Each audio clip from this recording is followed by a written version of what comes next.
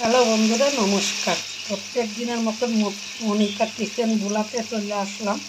কিন্তু প্রত্যেক দিন তো আর কিচেনে আসতে পারতেছি না, ছোটো ছোটো করে ভিডিও আপনাদের সাথে শেয়ার করি।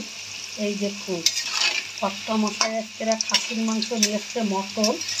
এখন আলু ভাজা হচ্ছে, লবণ দিয়ে আলু ভাজা হচ্ছে। আর এইদিকে 1.5 কিলো মটন নিয়ে এসছে। আমি এই যে ধুয়ে টুয়ে রেখে দিচ্ছি গাবলা ভরে। আর এইদিকে যে পেঁয়াজ কেটে নিচ্ছি। এখন তো জানেন ইন্ডিয়ায় পেঁয়াজের দাম বেশি, এখন পেঁয়াজ কিন্তু আমরা কমিয়ে খাচ্ছি। তাহলে সাথে থাকুন, কী করে মটনটা রান্না করি ছোটো ছোটো করে আপনাদের সাথে শেয়ার করব। কড়াইতে তেজপাতা দিয়ে দিলাম, এখন পেঁয়াজগুলো দিয়ে দিলাম। পেঁয়াজটা লাল লাল করে ভাজা হবে। এই যে বন্ধুরা, এইদিকে আমি কাঁচা লঙ্কা বাটা নিলাম, আদা বাটা, রসুন বাটা, হলুদ, লবণ সব নিয়ে নিলাম। দিয়ে ওইদিকে পেঁয়াজ ভাজা হচ্ছে, ওতে আমি দিয়ে দেব। পেঁয়াজটা ভাজা হয়ে গেলে, এই যে বন্ধুরা পেঁয়াজ ভাজা হয়ে গেছে, এখন আমি সব মশলাটা দিয়ে দিলাম। একটু ডিমের গুঁড়ো দেবো, ডিমের গুঁড়োটা পরে দেবো, এখন ডিমের গুঁড়োটা দিয়ে দিলাম। এখন আমি মশলাটা ভালোভাবে কষাবো।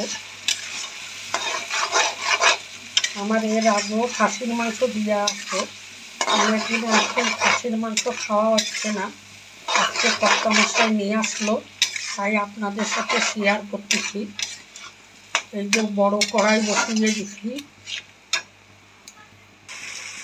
এই যে সাথে একটু লঙ্কার গুঁড়ো দিয়ে দিলাম, দলা পাকায় গেছে।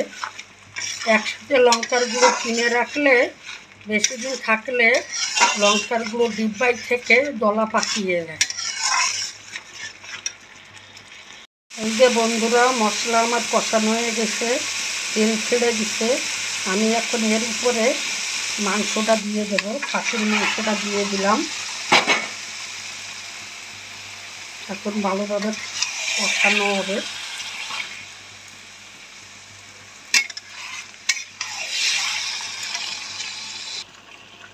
এই যে বন্ধুরা, আমার মশলাটা ভালোভাবে মাখানো হয়ে গেছে মটনের সাথে। আমি এখন একটা ঢাকনা দিয়ে দেব। তারপরে ঢাকা দিয়ে দিলে দল গলবে, কিছুটা ওই দলে সিদ্ধ হবে। এই যে ঢাকনা দিয়ে ঢাকা দিয়ে দিলাম। এই দেখুন বন্ধুরা, কত দল গলিছে, এখনো এই দলে সিদ্ধ হবে। এখন আমি এর উপর দিয়ে একটু ধনিয়ার গুঁড়ো দিয়ে দেব।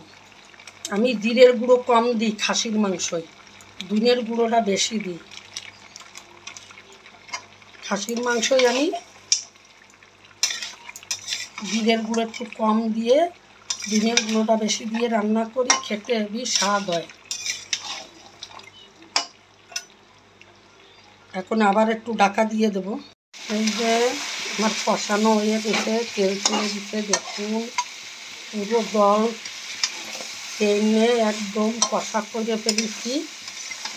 এখন আমি গরম জল করে রাখছি, এর উপরে গরম জলটা দিয়ে দেব। হ্যালো বন্ধুরা, আপনারা একটু ভিডিওগুলো শেয়ার করে দেবেন। শেয়ার করে দিলে আপনার সাথের বন্ধুরা যারা আছে তারা দেখার সুযোগ পাবে। দয়া করে একটু শেয়ার করে দেবেন ভিডিওগুলো। এই যে গরম জল দিয়ে দিলাম বেশি করে, এইবার সিদ্ধ হবে ভালো।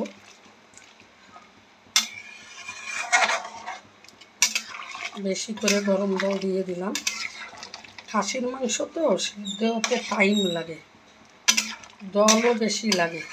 ঢাকা দিয়ে করি, তারপরও টাইম লাগে। আর আমি তো প্রেসার কুকারে দিই না, আপনারা তো জানেন আমি কড়াইতে করে করি, টাইমটা বেশি লাগে। এখন আবার ঢাকা দিয়ে দেব। কালারটাও সুন্দর এসছে দেখুন, দূর থেকে কালারটা হেভি দারুণ লাগতেছে, কিন্তু ক্যামেরাটা কাছে নিলে কালারটা অতটা সুন্দর আসতেছে না। এই যে এখন আবার ঢাকা দিয়ে দেবো। আমি এইভাবে ঢাকা দিয়ে দিয়ে খাসির মাংসটা করি। হ্যালো বন্ধুরা, এই দেখুন আমার মটন প্রায় হয়ে এসছে। এখন এই যে আলুটা দিয়ে দিলাম।